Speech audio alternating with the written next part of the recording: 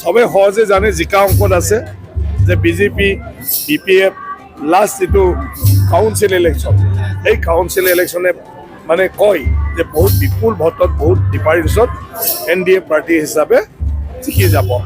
প্ৰচাৰটো আমাৰ হৈ আছে আজিও গোটেই তামোলপুৰ এলেকাত মানে গোটেই VCDC বা প্ৰাইমাৰী এলেকাত আমাৰ 4টা কাৰ্যসূচী হ'ব আৰু 4টো নহয় 5টা 6টাই আছে আজি টোটেল কাৰ্যসূচী লৈ পেলাই কাৰ্যসূচী লৈ। গতিকে এতিয়াতো দেখিছোঁ বৰ্তমানলৈকে অকল NDA মানে পাৰ্টিৰহে প্ৰচাৰটো চলি আছে, বাকীখিনি দেখা যাওক কি কৰে। এতিয়া UPPL প্ৰমোদ বড়ো ডাঙৰীয়া আছে, তেখেতে কৈ আছে যে পাৰ্টিৰ প্ৰেচাৰতহে দিছে, এনেকুৱা ধৰণৰ তেওঁৰ বিশেষ মানে ব্যক্তিগতভাৱে MP হোৱাৰ পিছত তেওঁৰ ইচ্ছা নাছিল।